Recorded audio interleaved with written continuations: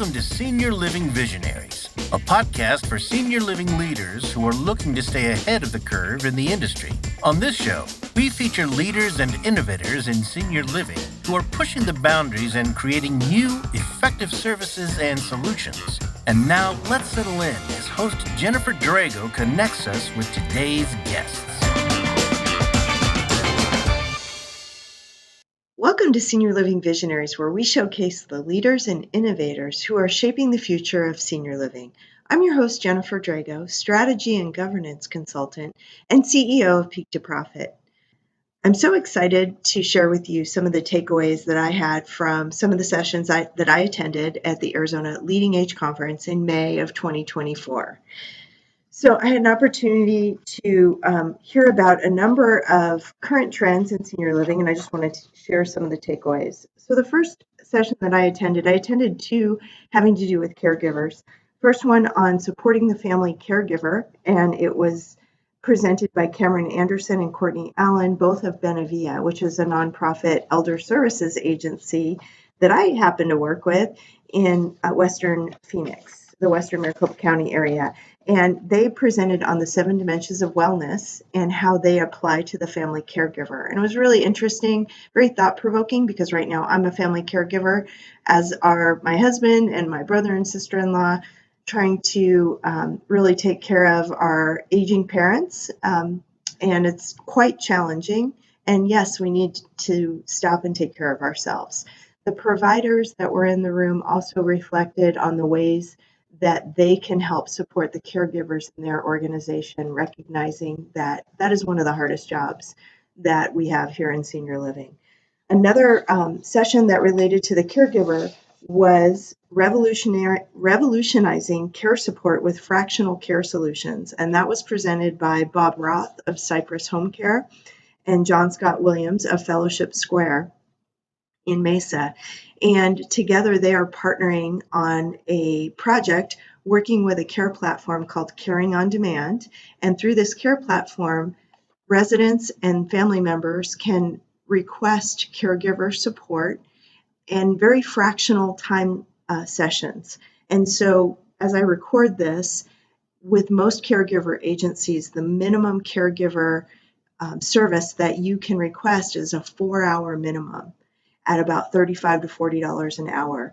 And what they are piloting is a system whereby somebody could request as little as 15 minutes or 30 minutes or wake up tuck-in service or a quick trip to the grocery store and get the care that they need to help them maintain their independence, but do so at a really affordable rate and for a smaller session than having those 4-hour minimums. And in the case of Fellowship Square, what they shared is some of the positive outcomes that this is having on their residents, and even presented a couple of case studies whereby they've really done some wonderful things to preserve independence for their residents, and even in one case, help prevent a resident from being scammed because a caregiver took her to the bank and was able to prevent her from withdrawing money that was part of a scam, unfortunately. So this program is intended to expand, hopefully, to other senior living communities and other involving other caregiver agencies, and really help provide vetted vendors that we know are safe to work with our residents. That's another challenge that Jon Scott referenced is many residents want to go out and hire their own caregivers, and they're really not doing the background checks and the things that we would do to verify these caregiver agencies. And so this is an additional layer of security, an additional layer of support for our staff, for our residents. So pretty fantastic. So that was the caregiver sessions that I attended. I also attended 2 sessions related to workforce. The first one, I also attended 2 sessions on workforce. The first one called Workforce Innovation, Attracting and Recruiting, Hiring and Retaining Talent in Nonprofits, and that was provided by James Munn. He's a principal at Clifton Larson Allen. And second one, Lead Like They Matter, Becoming an Employee-Centric Leader. That was presented by Ronnie Morris, who is the HR director at Fellowship Square of Tucson. both of these are really great reminders of things that we can do better as senior living providers to really increase our retention, which is so important given the staff shortages that we're having at this time. And the CLA presentation from James Munn really focused on all levels of staff, but he does a lot of executive placement. And so I really liked some of the things that he reminded us to do, including CEO succession planning, so that there is at least a plan in place if there is turnover of leadership positions, always paying attention to compensation and benefits so that we're not lagging the market, but perhaps leading the market in that regard. He reminded us that when turnover happens, the true cost of turnover can be up to 2 times the annual salary of that position, anywhere from 50% to 200% of that annual salary. So that was a pretty stark reminder.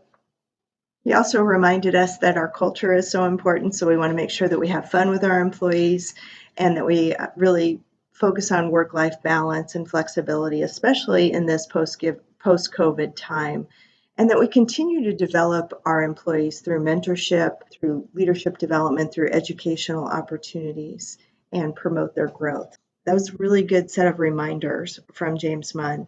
And then Ronnie Morris picked right up on that and really reminded us of some of the leadership qualities and behaviors that we need to exhibit in order to recruit and retain excellent staff. She reminded us that employees really do thrive on the respect that they get from others in the organization, including knowing your staff by name and asking about them and their families and things that you know are important to them, that respect goes a long way. And she also reminded us that on days that we are mired in the fires of running operations, that we need to remember to smile, because the smile is the warmth and provides the inviting atmosphere, not only for our residents, but also for our staff. So a great set of reminders for how to become more employee-centric as a leader so that you have better recruitment and retention.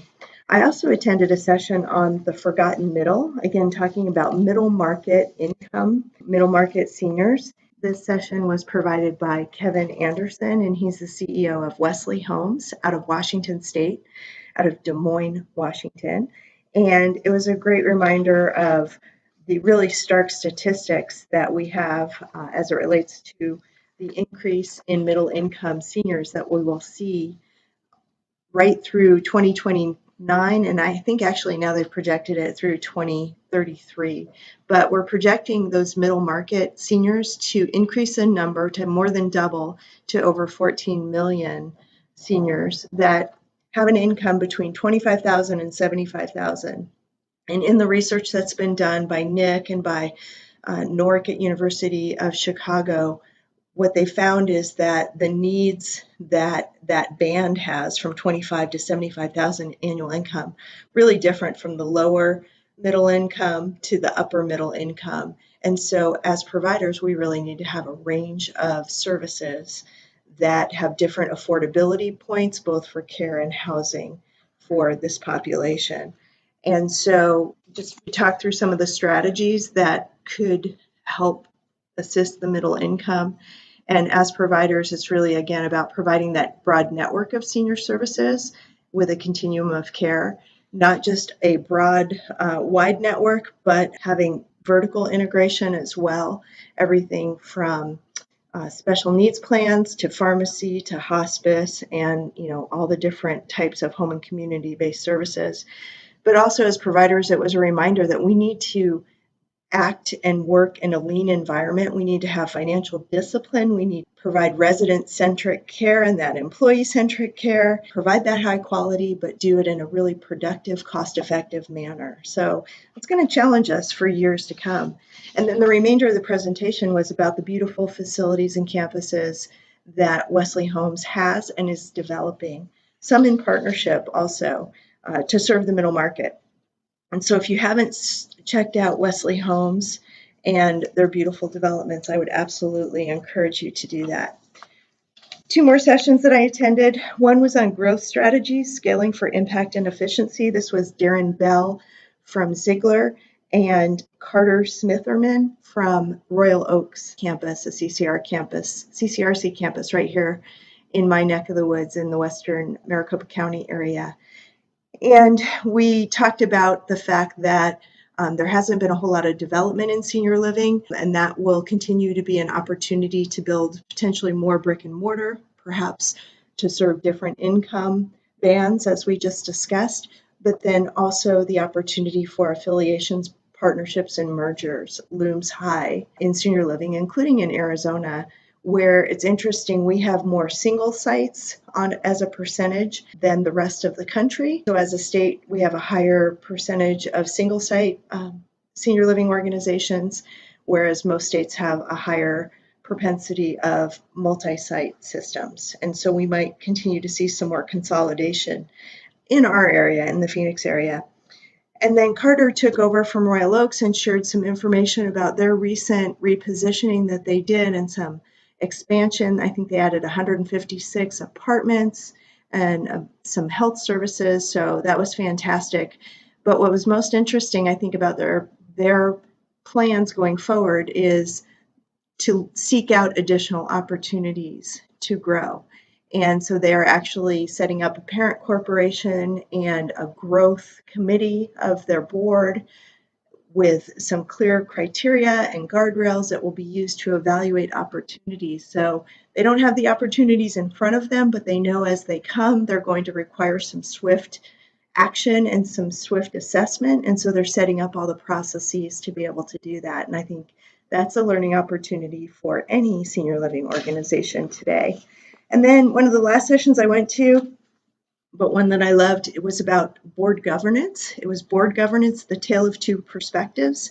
And so it was a system CEO and a board chair. And so these folks are both from the Glencroft Center for Modern Aging.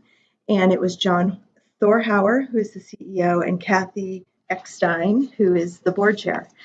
And so they did a great session on reminding us the best practices in board governance, everything from assuring that your board and your leadership understand their roles and their swim lanes, if it will, and know where the gray area is in between and how to navigate that gray area, reminding us first and foremost that communication is probably the most important thing that we can have. In fact, Cathy and Jon speak on a weekly basis.